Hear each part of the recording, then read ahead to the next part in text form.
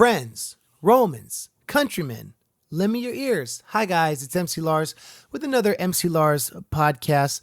What is up? It is Monday, November 19th, 2018. Thanksgiving is coming up. For those of you listening abroad, Thanksgiving is a time of year when we reunite with our relatives and awkwardly discuss what we've been up to. No, I'm kidding. Thanksgiving's tight.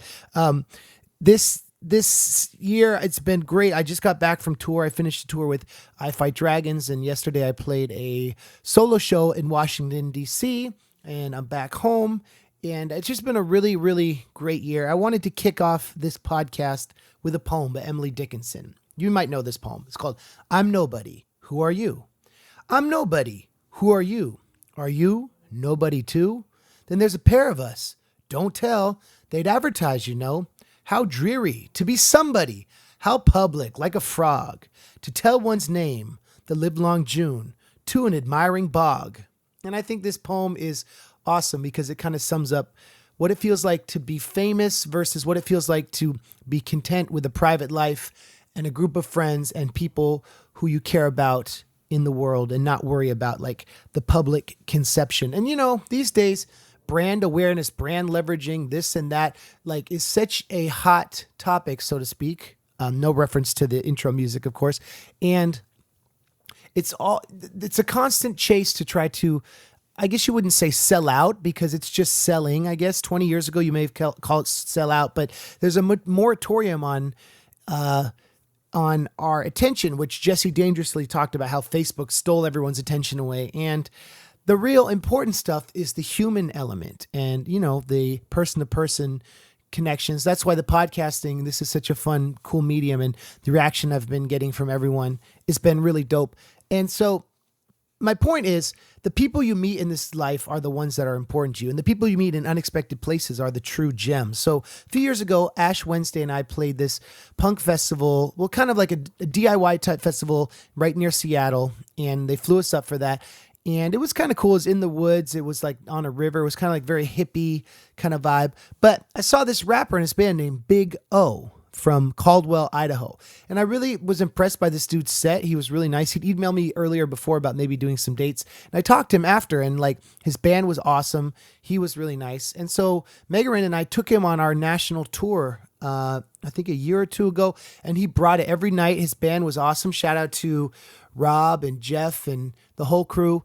But this is my interview with Miles from Big O. And I started with the Emily Dickinson poem because there's a lot of audacity in wanting to be a DIY artist. It's like this balance of feeling like you have a lot to say and the technical mastery. And I really respect anyone who is a kind person, does their art, works hard to spread a message. And I wanted to talk to Miles because he embodies everything I love about like the new generation of DIY artists. And he's just a great guy. So check out his music, Big O. We did 2 songs together on his album, DIY Till I DIE, or Somebody Does It For Me. And we talk about the title of this song, DIY, Do It Yourself Until I DIE, Do It Every Day. That's so tight. So this is my interview with Big O. Shout out to Big O. Also, of course, I want to give a shout out to the new Patreon supporters. Shout out to Doug, Max, and Christopher, and also some of the old school homies, Vernon, Brian, and my big homie, Tony, who's just mad generous on Patreon. So thank you all for your Patreon support and love. Chronicles of Narnia, like I said, it's in the mix. And stay to the end of the podcast because I have a promo code that is going to give you 50% off all the merch on my merch store, mclars.net. I'm not doing a Black Friday sale, but I'm doing a 50% off for the podcast listeners. So you want the promo code? Either just fast forward to the end or listen. And it's a great interview with my man, Miles. All right. Thanks y'all for coming to see me this year. I'm done with shows until December. I'm playing a show with Living Legends and all these homies, Kosha Dills, all the homies in Los Angeles on the 21st with Zion I, Prof, Abstract Rude, Fat Lip from Farside, which was my first ever hip hop show. So that's dope. This is my interview with Idaho's Big O on the MC Lars podcast.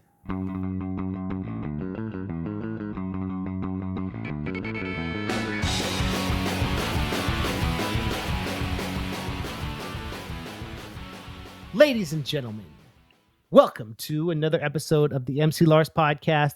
Now, this week, I've got one of my favorite people in the world. here with me at my apartment in Brooklyn, straight out of Caldwell, Idaho. What up? Big O. Hey, Lars, how are you? Oh my gosh, I can't believe you're here. Hey, I'm super excited to be doing this with you.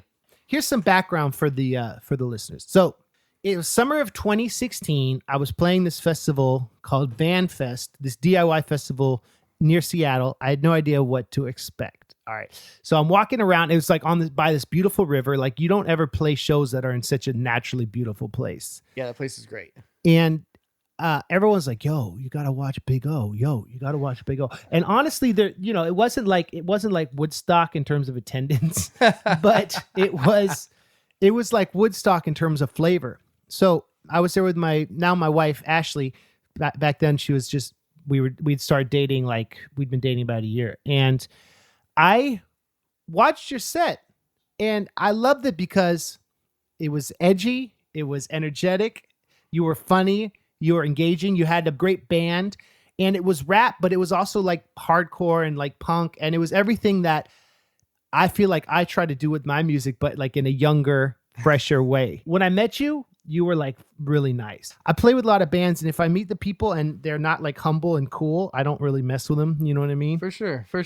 But you had emailed me before. Yeah. What are your memories of that day? So I remember being super stoked. It was like I think it was the third time I had played Van Fest, maybe. Shout out to Van Wolf who puts that on.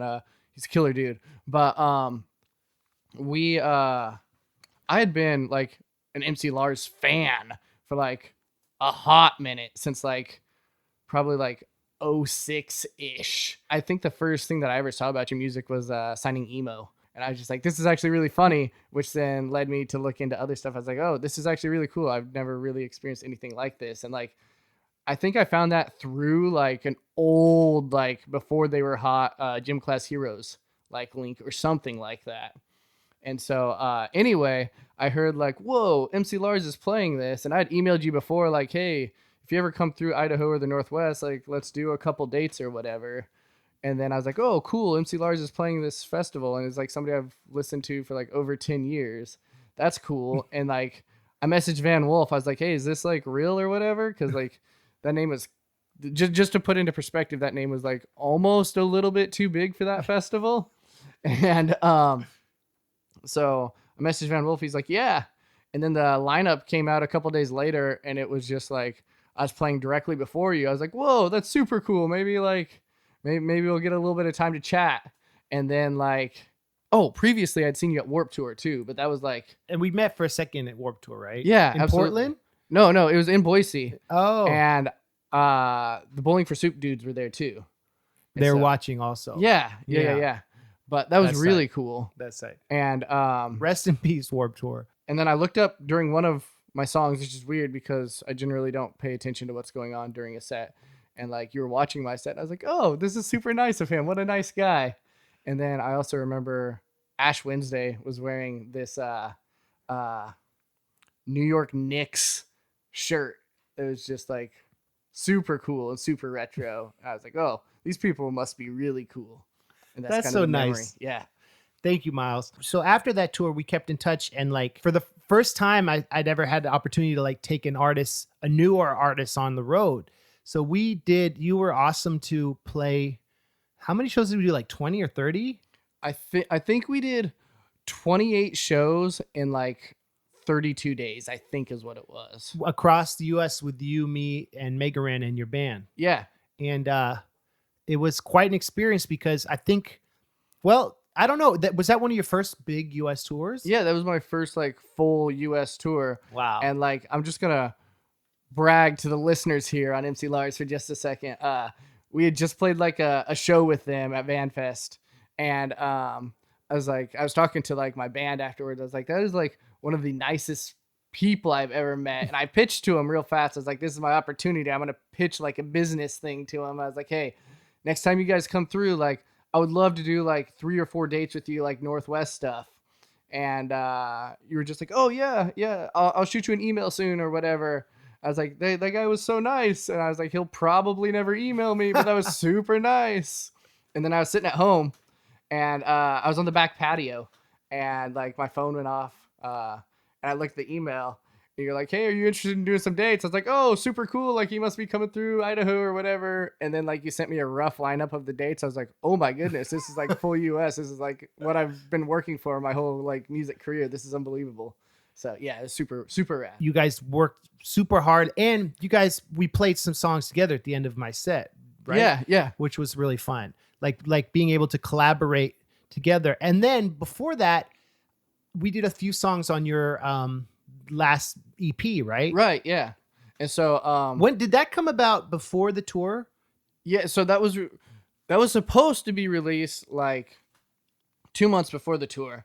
And then stuff from my camp and my crew just really got slowed down and bogged down. And like I ended up releasing it like the day or two before we left for tour and wasn't able to push it correctly. But you sold like it, right? That. On the Yeah, road? we sold out of it on the road, which was super cool. I think it was really important for us being a new act in a lot of these areas to have somebody with an established name like on that EP, like, hey, which EP of these do you prefer that I buy, or which one would you like recommend? I'm just like, well, this one has an MC Lars track on it, and it was just like you didn't even have to say anything. It was just like taking money. So like it was really super helpful. We did a video for this song, right? Yeah. You know, something I've learned is when you treat people well and treat people kindly, that comes back to you in a really great way. Like our friendship means a lot to me, and I think that a lot of times, like bigger artists, bigger bands I've toured with, like I definitely love them and stuff, but I don't, you know, they're not as close friends. It's like we were in the trenches. We were at war together. Yeah. Like I remember the first 2 or 3 dates that we played on that tour, like for some reason we sold like no merch. And I was just like, oh man, like this is really scary. Well, the first few, I know what you're talking about, because our first show was Brooklyn, Knitting Factory, which that is Brooklyn. It's so hard to sell merch in New York if you're not like Justin Bieber. Yeah. And then we played, what was the next show? Probably like it was Boston after that, I think. And that's also a rough place to sell merch, because it's, you know, I found in the bigger markets, people they live in smaller apartments, so they're not collecting as much, and they're so used to music coming in versus like Denver's a city where merch is always good. Okay. You know what I mean? Like smaller cities are still big. Interesting. So it can be, I know I've had that experience too, where you start at a tour and then I found when you don't worry about it as much, oftentimes people pick up on that and they're more excited to buy the merch. Like if you're like trying to push it and people can tell that you're stressed out, but you were always very friendly. You're good at engaging people at the merch booth. I think another thing that was super helpful was, you know, I had a crew of 3 people, me, my bass player, and my drummer. It was super cool to not just have to like feel like you're stuck behind a merch desk. Like we were able to take rotations and like somebody could come and initially talk to you, and like nobody really buys merch at the beginning of a show, but like you've made that initial contact, and then later you're gone and they get to talk to somebody else from the band. And it's kind of like, whoa, I'm meeting all these people from this one camp. Like, that's super cool. I think that was a huge part for us. I think, and that is the difference in being at the DIY level versus the bigger theater show level. Yeah, absolutely. Because it's your blood, sweat, and tears. And it's your gas, and it's your recouping your credit card costs and everything. Absolutely. And I think people who come from this world kind of like understand what that struggle's about. Right. And they also understand the sacrifice. Like all of us could be doing desk jobs potentially or something, or doing something else that might not be as much of a risk and might pay off in the short term, but like that it's a sacrifice to roll the dice and see what happens. And I don't know. And I think it makes the stakes higher at the show. One thing I love about your show is that you'd sound check and then you just move everything onto the floor. And see what happens. That was kind of like a play on the floor kind of tactic. Like, I don't know, because I really believe that like music is equal with people, and I think so many people that like have never been in a band or anything, they're like, whoa, look at these people on the stage, they're so much cooler than me. And it's just like, shut up, anybody can do what I'm doing. Like, I am not special at all. Like, I want you to know that like I'm part of the people, like It's not like, hey, I'm on this stage, afterward I'm going backstage and straight to the van and don't want to talk to anybody.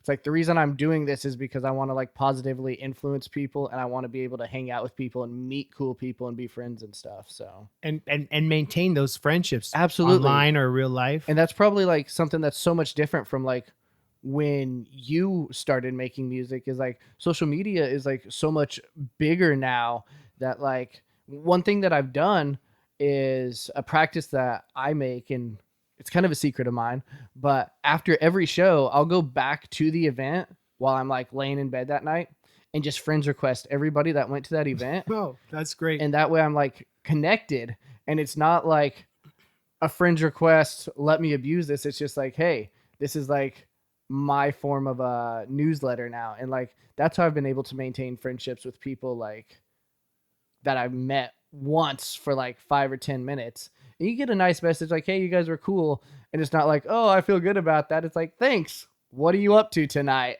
And like, that's how you amazing. build friendships, you know? And investing in it, so it's not just like analytics and social media metrics. Yeah, because people can tell when you're like just about money, and people can tell whenever it's like, oh, this person is like nice, you know? It's very interesting. There's a quote, a Jello Biafra quote I try to put in every one of my records. It's from his No More Cocoons liner notes, his spoken word album. And he said, anyone could have made this record, now go do your own. That's really cool. And I try to put every album I've ever put, I put that quote of his. That's awesome. And I think that's the whole thing of punk. I mean, not to be too cliche, but like that the boundary between the audience and the stage is like a invented thing. Yeah, absolutely. And it's really like the hegemony of capitalism and like big business has worked to make that boundary very, very strong, so that people won't feel empowered to make their own music. Absolutely. Yeah, it's very interesting. And you recently did some shows in Asia, right? Yeah. Yeah, I actually just got back like not even a week ago, so I'm still like jet lagging or whatever.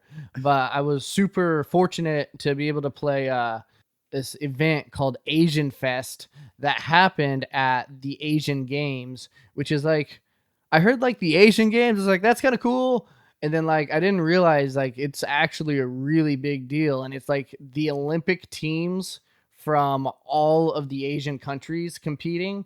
And they do it like every like off year from the Olympics. Oh, wow. And so like, it's these super high end, high profile professional athletes that like, it was a much bigger deal than I was expecting. Uh-huh. And like, it was really cool. So to be able to play at a capacity that big, and it was great. It was unbelievable. Then after that, I was able to play a DIY show in Singapore, and Singapore like killed it. It was super cool. You know, it's like having that attitude where you appreciate gigs like that and you appreciate meeting the people and everything is what makes it all worth it. Yeah. Versus like, you never want to be, I found as an artist, I never want to be at the point where I'm like looking at these dates and like, oh, it's a checklist, I can't wait to be done. Mm-hmm. Versus this is a once in a lifetime opportunity. Yeah. And this is like why we're here. Yeah, you know? Absolutely. That's cool. So Yeah. your network is international at this point. Yeah. You know, I think whenever I started Big O, I started it like 100% with the intention of touring. Mm-hmm. And like, that was like my business plan and everything. And then at one point I was just like, interesting. I want to tour Canada. I want to look into that. And I started looking into it and like read a whole bunch of like discouraging things or whatever. I was like, this is very interesting. And I was just like, you know, everything here is telling me not to do it. And that's exactly why I want to do it. And so I just went for it and booked a Canadian tour, all DIY style. And like financially we did great. And it was one of the funner tours I've ever been on. And how long were you on the road up there? We just did, I don't remember if it was 10 or 12 dates. It was the western half of Canada. So we went up like through Montana and did like awesome. Edmonton and Calgary. Wow. And then hopped over and did like some like 4 or 5 different BC dates. And then like what was really weird was we played, because there's not a lot of major cities up there. Right. And so we played a lot of these small towns, and like they treated us super good. Yeah. It was really, really, really cool. I think there's Canada, like the there's a lot of respect for the arts up there, and I think a lot of Yeah. respect for DIY music. Yeah. And it's also just so beautiful. Uh-huh. We went there for our honeymoon to we were staying near Calgary in In Banff, probably. yeah, Huh? Banff is rad. Yeah, we stayed near Banff in a town called Golden. Okay. And we went and hiked this thing called the Burgess Shale, which is like a fossil site Oh, that's in cool. the Rockies. And I'd never been up there, but like I was like, okay, I definitely need a tour up here one day. Yeah. Because I played Toronto, I played Montreal, That's cool. and Ottawa. That's really cool. So you have never done Eastern Canada. So together we've done the whole Yeah, country. yeah. No doubt. Well, I want to talk about some of your lyrics and some of your songs that have always spoke to me. Okay. And something you've just talked about, touched on this. So on your DIY Till I Die or Until Someone Does It For Me record, EP, you have a great song called That's What I've Been Told. Okay. And I think that I love that song because you're kind of like explaining, you're not going to settle for like people's bad attitudes or people's negative reactions to things. Right. And that's what you're talking about with the Canada tour. Mhm. People were like, oh, you shouldn't do it, but you did it and you had a great experience. Yeah, absolutely. Would you mind talking a little bit about that song? Yeah, that song, you know, the hook in that song is just, that's what I've been told, that's what I've been told, always do what you've been told, that's what I've been told. And you know, I think we live in this society that is just like very much so like graduate high school, go to college, graduate college, get a career job, get a partner, have kids if that's in the cards for you, retire, and set, you know, your kids or your grandkids up to do the same thing as you. And it's just like this like revolving like the American dream or whatever. And I really actually, what kind of caused me to look into that was an old August Burns Red song. And I was just like, this is very interesting. And so yeah, I've always just been like, I'm a firm believer that like God created the world, and like the reason it was created was for people to enjoy it. I was just like, I have this entire world to enjoy, and that's like my plan to do it. And that's not going to happen if I'm working 40 hours a week, 8 to 5 behind a desk or whatever. Like, and so I just kind of did things uniquely and differently. And anyway, long story, right out of high school, I knew college wasn't for me, because I come from a family that wasn't able to like afford to put me through college. And I certainly wasn't about to go into a whole bunch of debt for it. And so I got a professional job delivering mail at the post office. Oh, wow. And it's like a good government job that like paid way too much for a dumb kid who was 18. And, you know, I did that for 3 years. And that's when I was just like, this is very interesting. And so I donated 6 months of my time. I told my boss, like, hey, I have this opportunity. I'm going to go to Congo, Africa for 6 months. You can either fire me or keep my job for me. And he's like, yeah, you're a really good worker. We'll keep your job. And so I went to Congo, and just like, that was my way of like giving back. I lived in some orphanages and just like helped out in some community stuff. And it was super cool. I came back, and that's whenever like it just bit me like, hey, you don't want to do this for the rest of your life. And so I like saved more money, worked another year, quit the post office, and I haven't had like a real job since then. Because your business, Big O, it's been profitable, right? For the most part. You know, it's been okay. There's definitely times that like I've had to stop and get side gigs. Yeah. Which like I think a side gig is a real thing for most DIY musicians. 2017 was the first year that like music paid all of my bills, and I was like kind of busy and wasn't able to have like a side job. And so like it was literally just like pay bills and that's it. It wasn't like pay bills and put money into a 401k or anything stupid like that. Yeah. But there's some crazy stuff happened, and like we went through 2 major like tour van breakdowns, and then we got robbed. Yeah. And like I ended up maxing out like 3 credit cards, and I was just like, this is crazy. And like we've been pushing so hard, and so we kind of just took a break or a stop.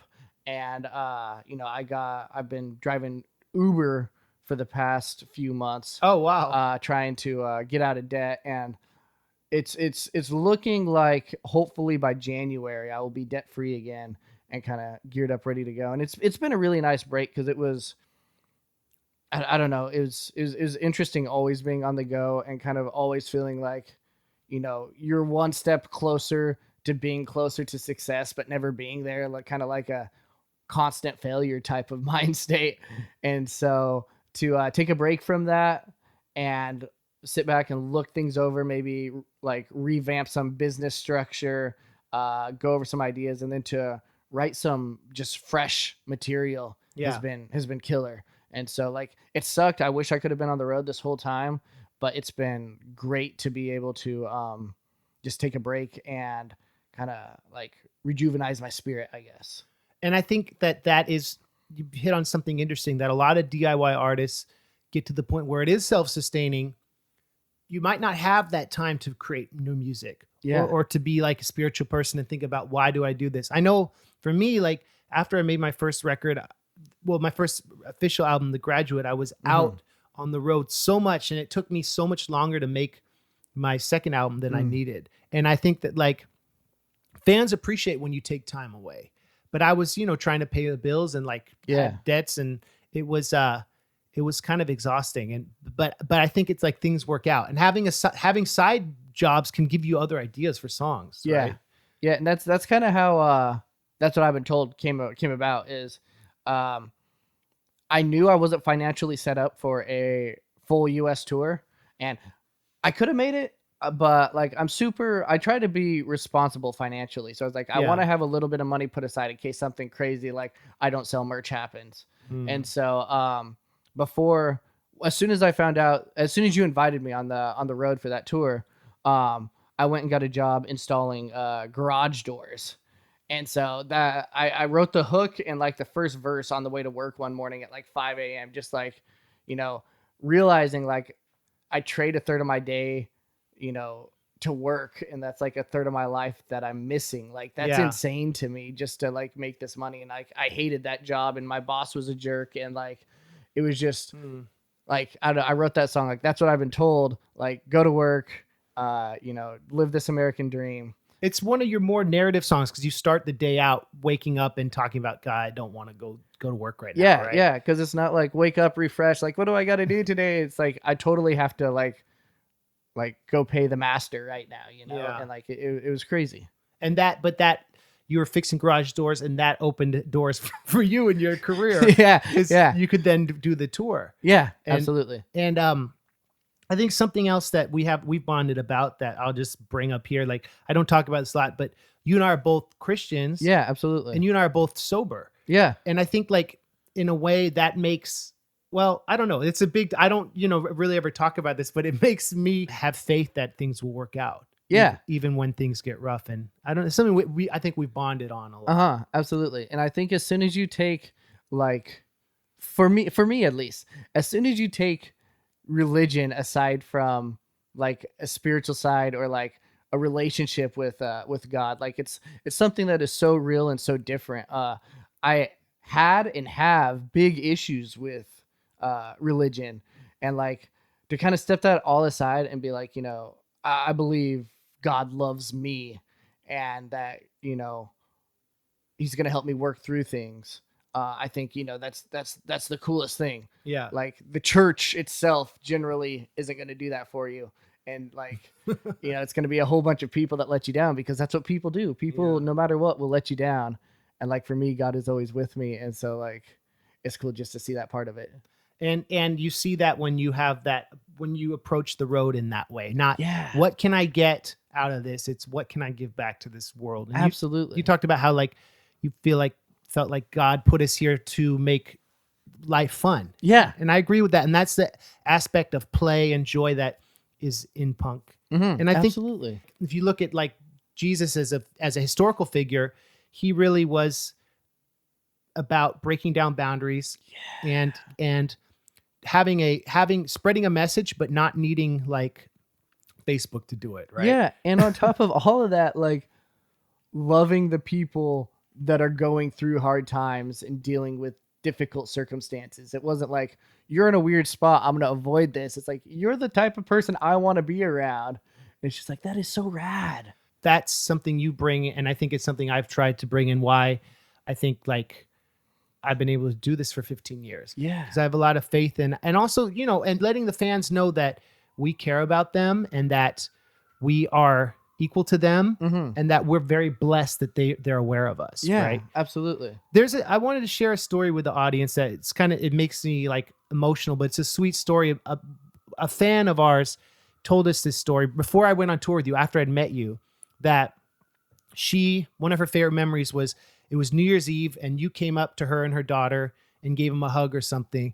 And then like a few months after that, her little baby daughter passed away. And that was one of her daughter's favorite memories because she was a fan of your music. Mm-hmm. And I was like, God, that's as real as it gets. Yeah, that was wild. Yeah, that's my friend Robbie from back home, and like it's just wild to see how music works with people, and how everybody in life has their own craft, their own things that they're good at, and I think everybody should use that positively and to be able to help connect and comfort people.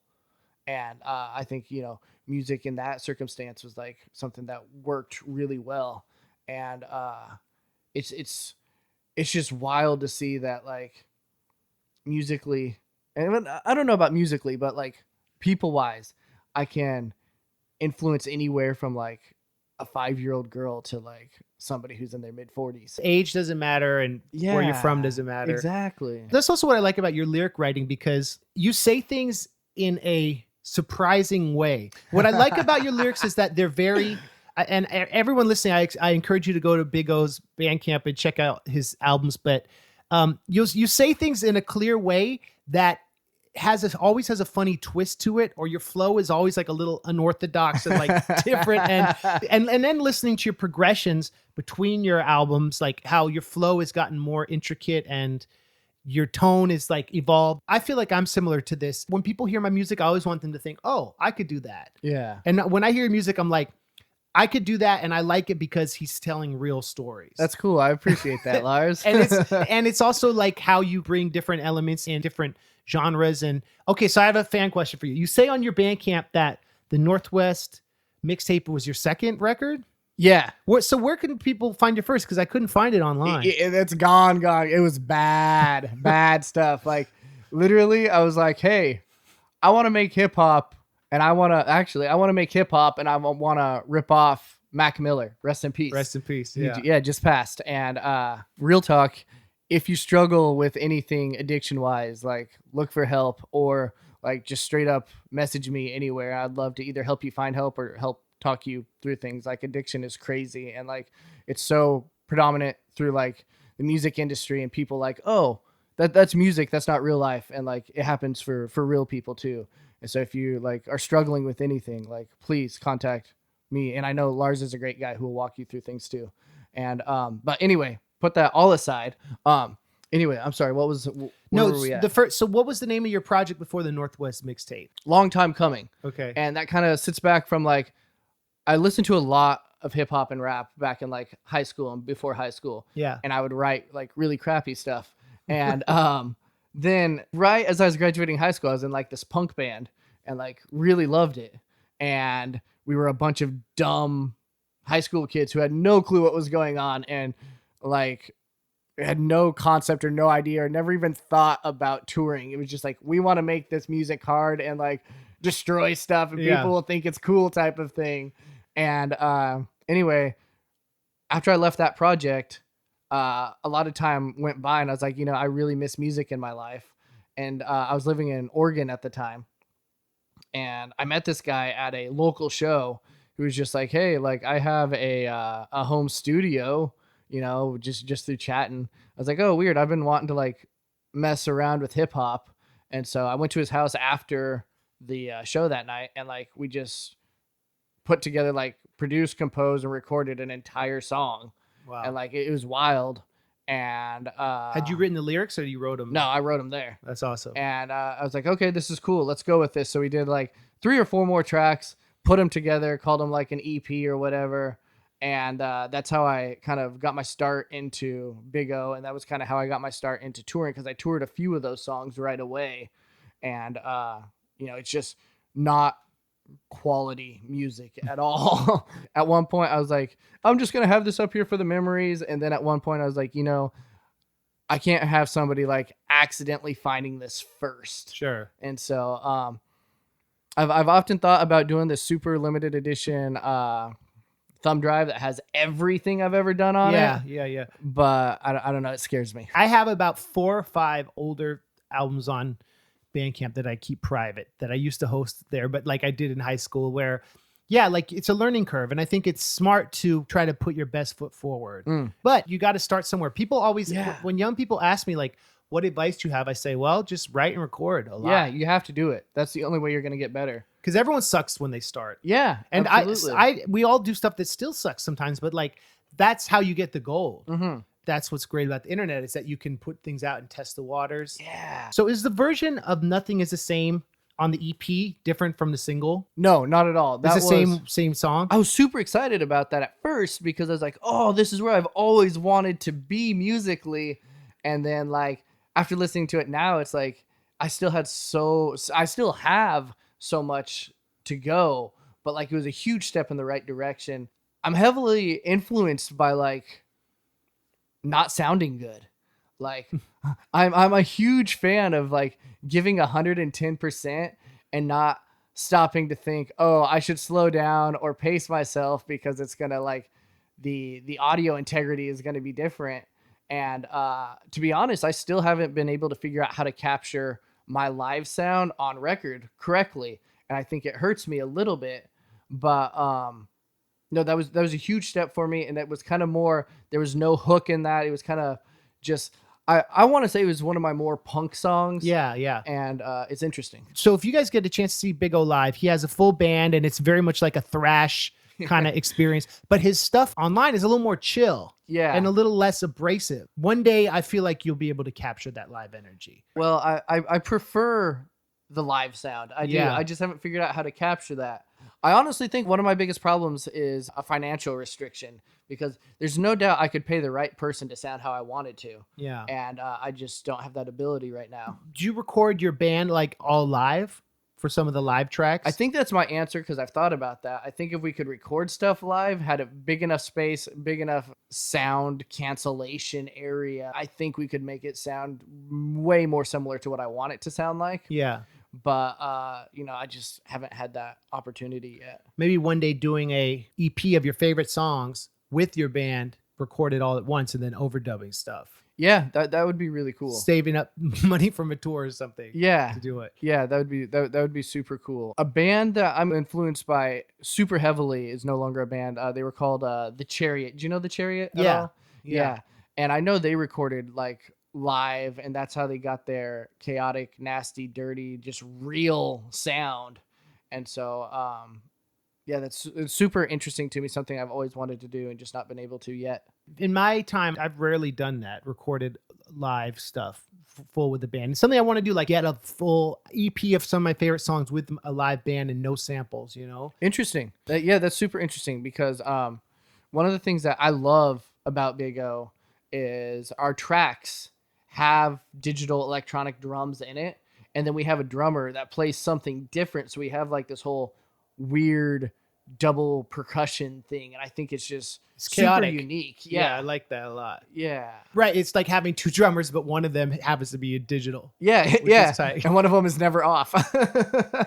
Okay. So what were some of your inroads into rap? What made you fall in love with rap as a genre? Honestly, I think it was because I hadn't found punk yet, and real punk. And there's this huge misconception that like they're 2 totally different things, and rap and punk are like so similar. They're very close cousins. Rap is very much so like, this is what I have to say, this is how I'm gonna say it, I don't care what you think, let me be real for a second. And I was like, that's killer. And I had initially found like Eminem and 50 Cent at that time, and I was just like, oh, this is like really cool. Like, I'm probably not like 100% on board with all the messages, but like this is really cool. Yeah. And through that I found like NWA and like the Beastie Boys and a little bit of like Rage Against the Machine, and even a lot more like controversial, like I'm just gonna use the word trashy stuff, like Kid Rock and some Limp Bizkit stuff that like I think I can't say I'm a fan of, but I can say Kid Rock has released some excellent music. He's released way more trash than he's released good stuff, but like he's released some really cool stuff that, like, most importantly, kind of pushes his boundary. That's kind of how that all came about. Musically, the Tony Hawk Pro Skater games, especially 1 through 4, those were a huge deal for my musical development. And that is all interesting. A lot of that's like old school rap and then punk rap. Zebrahead is on Zebrahead, yeah, that's how I found Zebrahead, yeah. What I love about Limp Bizkit and all that old stuff is it was unapologetically in your face. Yeah, absolutely. And that is like something that music has been missing that for a minute, especially in the mainstream. You know what I mean? Like, absolutely. It's very much like the mainstream is very written and purposely like listener friendly, because it's not going to sell records if it's not what people like. And these people are like, I'm going to write this, and what do you know? People liked it, type of thing, you know? So it's different. It was a moment in the vortex that Nirvana left. There wasn't anything that fresh after in those years. Yeah, absolutely. Absolutely. You know, it's just been very interesting watching people build and grow on that. And then, like, you have what, like, a lot of people consider like a musical dead or a musical low or lull or whatever you want to say. And like the reality is that's just like what you're able to see. If you dig a little bit, you're able to find like, whoa, all this real stuff is still like available. Yeah. It's just not being broadcast to the masses. It lives on underground. Yeah, and absolutely. It lives at weird festivals near Seattle, and it lives like in small venues. And what's even more weird to me about that is like, you know, there's a huge difference between underground and underestablished. Like, I hear a lot of local bands that are just like, oh yeah, we're this underground punk band or whatever. It's just like, no, you just haven't done any work to be like known. Like, I can sit here and name like several successful bands that like the mainstream music listener had never heard of, because like they're successful and they're underground. Like they're established, but like they're not underestablished, you know? That's a really good distinction. You can't use underground, and same with punk, and same with like nerdcore as a term. You can't use that as an excuse to be lazy. Yeah. Don't be lazy. Embrace those terms, but don't let them make you lazy. Absolutely, man. That's wild. or punk, with punk, like learn how to play other genres, but like that will help you excel at that one thing. I wanted to talk about two things. The first is I want to ask you about what advice you have for young musicians, and the second is what's happened, what you're working on, and what's we can expect from you this year or next year. Or moving forward. My first bit of advice that I would give people is the exact advice that MC Lars gave me, and that's just to be nice to people. And I'll tell you, in my personal life, like one way that paid off was we played this show in Atlanta, Georgia together. That was in a really small venue, and it was like a really cool show. Yeah. But like, weren't people like smoking in there? Yeah. There's people smoking inside. It blew my mind. That was wild. Yeah. I remember that show. That was a good show. And, I met a manager of this famous YouTube guy there that night. And I was just like, this guy is like kind of weird, but like definitely not like mean or rude or different toward him. You know, he's a person, he deserves respect. And like, as a result of that, I saw that Froggy Fresh was touring later. So I just emailed like the email on Froggy Fresh's website, like froggyfreshmanagement@gmail or whatever it was. I don't remember what it was.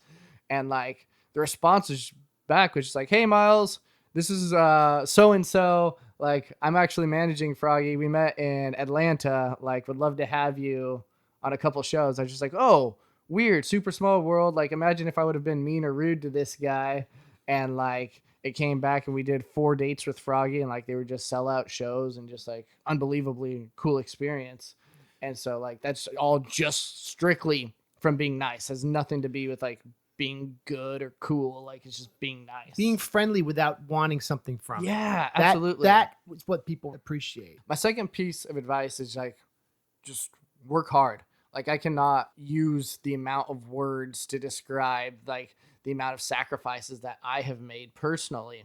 And it's like, you know, work hard at your craft, work hard at your music, do what you love. But there's so much more than music to music. And like, wow. don't be scared to sacrifice. Don't be scared to try new things. It's so much work for somebody who's just like, hey, I am a talented guitar player, or I am a talented rapper, or I am a talented poet.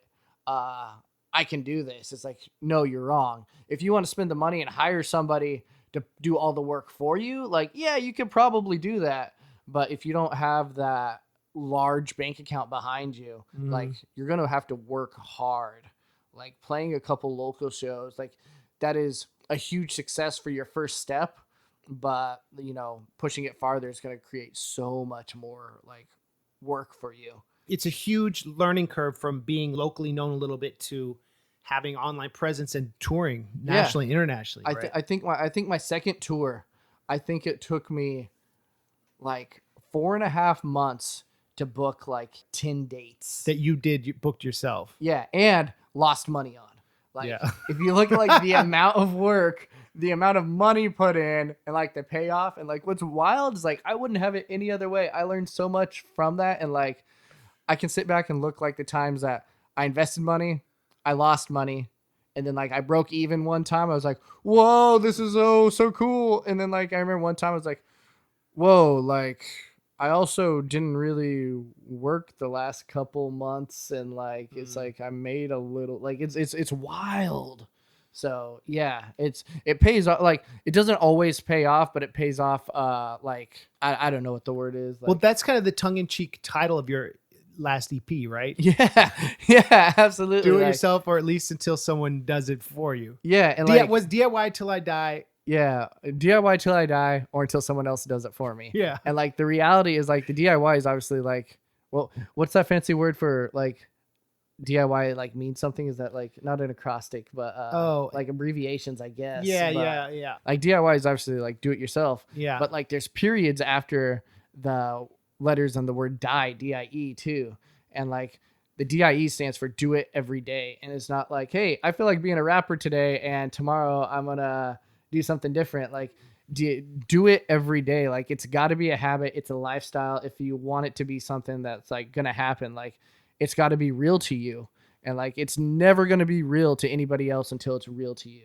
That's great. And point. So that's like the hook of your song, right? Do it every day. Yeah, do it every day. So it's yeah, and then until someone else does it for you, that's just like I haven't been to a spot in my career yet where somebody's like, hey, like, let me do all this hard work for you, and then you can give me a little bit of like the income from it. Like that's just hasn't happened to me yet. So I'm still doing it. Like I would love to be able to tour full time and not be a full time booker. You know, like it's wild. And so that's just part of that for me. So that's the advice part. Work hard. Don't be afraid to sacrifice. Side note, where does Big O come from as a name for the listeners? Because your real name is Miles. Back in the day, whenever I had a flip phone, because I'm old enough to have a flip phone, we texted on T9, and my name is Miles. It's Myles, and T9 was like, it like predicted the words you were texting according to the numbers you were pushing. Right, yeah. And Miles, Myles, is unique enough that it wouldn't come up in T9, and it would autocorrect to the word owler, which also is not a word, but it chose like a fake word over my name. And so I'd lived with that my entire life, and like it was no big deal. And then one of my best friends, Jeff, who is actually the guy who plays drums for me, he got his first cell phone a couple years after I did, because he's a couple years younger than me. Yeah. And he texted me, he's all, hey, Owler. And I was like, hey, what's up? You know, because like I'd always responded to that, and he just thought it was the funniest thing. And like, so they called me Owler all through high school. So was it an accident when he texted you, or was he trying to be funny? From what I've heard, is like he texted Owler and then like was going to like correct it, and was just like, yeah, let's just see what happens about this. And then he just called me Owler all through high school. And so like the O is for Owler, and like it was a horrible rap name choice. Been kicking around the idea of like trying to figure out if I can change it successfully or not. There's also, I don't know how I didn't check this before I just went for it. There's this fairly established, like, I think he's from like the Dominican Republic rapper named Big O that people find before they find me online. But your stuff is, I found on Spotify, your stuff is the highest more played than him, right? If it is, that's fairly new. That's cool. Yeah. But So you just need to out stream him. Yeah. Every time I release something, like it releases to his Spotify, and then I have to go in and be like, wrong, try again. And then they're like, oh, sorry, here we go. And so like maybe that's part of like I may just be getting plays from his viewership. I don't know. But that was a horrible choice. And then on top of that, anytime you do any sort of an interview, everybody's just like, what's the big O stand for? Something sexual? And I'm just like, oh, that's really funny. I've never heard that before. Like, no, it stands for cell phone texting. Like, it's pretty good. Yeah. So it's a horrible name choice, but it's who I am. But it's memorable. Yeah. And making bad choices and funny memories is like part of life. What can we expect from you in the future? We've got a couple new tracks that are going to be coming out real soon. One of them is completely finished. The other one is in mastering right now.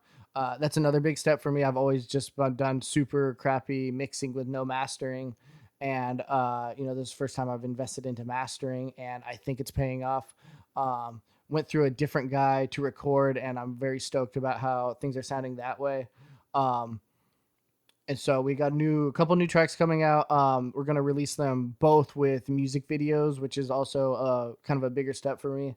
And the visual game is just so important right now. One of the music videos is almost done, and the other one, I've been away from home for a month. The other one, we're going to start filming as soon as I get home.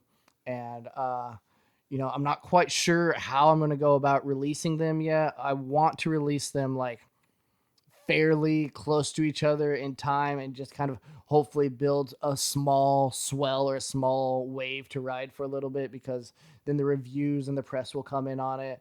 I'm going to be playing some out of town shows coming up. One of them's going to be in Idaho Falls. Shout out Riot Guy Productions and Johnny over there, the best promoter in Idaho.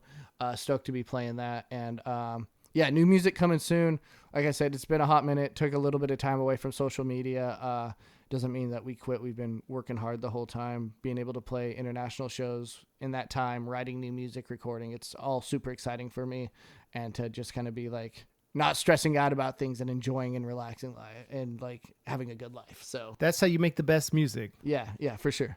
Didn't Evel Knievel jump over Snake River? Yeah. And is that near Idaho Falls? It's in Twin Falls, which is actually directly between Boise and Idaho Falls. Okay. And so there's a place called Twin Falls, and he he failed. Oh. Yeah. Did he fall in the gorge?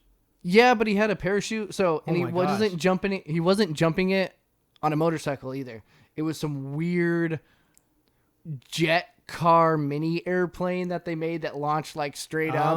And then I don't know if it malfunctioned or he got scared and pulled the chute or what. It was just a giant disaster. But yeah, Evel Knievel's rad. The reason I brought that up is because I see you as a stuntman, Miles. Taking the leap. That's awesome. But you don't have time for a parachute. Of course not, and like it's kind of funny. Just I'm going to tell like just a little bit more here. Like that statement is funny because I'm the correct age that like my heroes growing up were like, I shouldn't say heroes. That's a really bad word. But like the people I really enjoyed growing up was that whole Jackass crew in those movies and like the TV show and just like the wild stuff that they did. And like, we did a bunch of stupid stuff like that. Like we filmed our own stupid stunts, like in high school and junior high, and that was cool or whatever. But like, it really, really transferred into music to where like, this is wild, this is crazy, this is a stupid thing to do, and I'm gonna try it. And like it's very, very similar. So like the stuntman thing kind of made me smile. I appreciate that, Lars.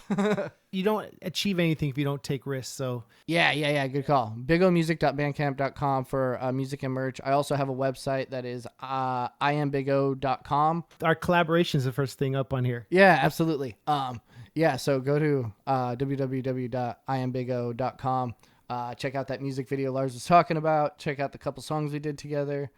I probably do a worse job than I should with updating stuff, but Instagram is going to be bigo_music. That's the same for Twitter. So I'm going to play this song if that's cool. Yeah, that's cool. And thank you, Miles. This has been very awesome. Yeah. And absolutely. I'll see you in Idaho. Yeah, in like less than a month, I think. Like a few weeks. Yeah, that's cool. That's tight. That's killer. And okay, so thank you everyone for listening. Thanks to Miles for being such a great guest. Hey, it was great, Lars. Thanks, buddy. And support him. He's an incredible artist, and he's got great stuff coming out. So I'm always looking out for him, and you guys should too. Peace.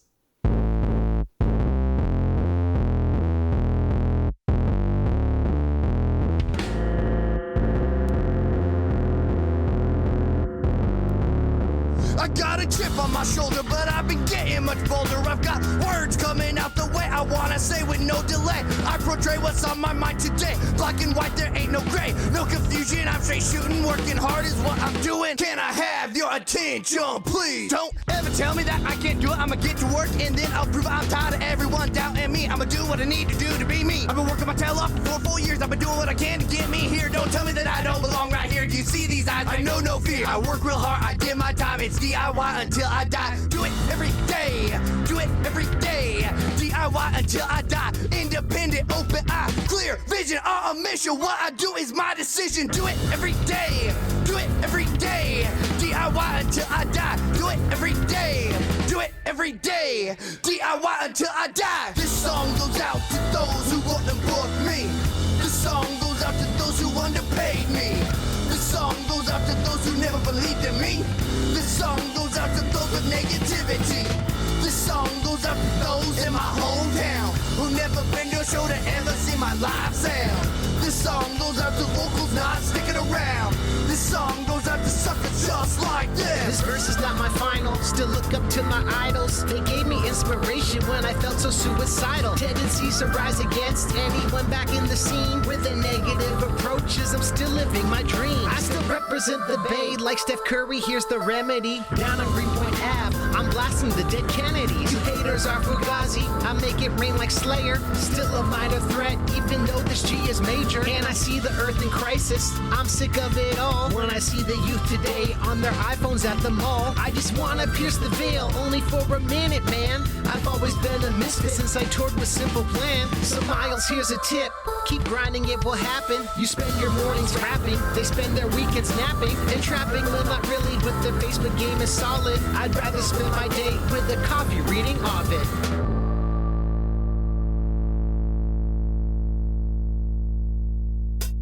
Hard work pays, that's what they always told me. And now I'm paid the suckers who owe me, trying to get a hold of me.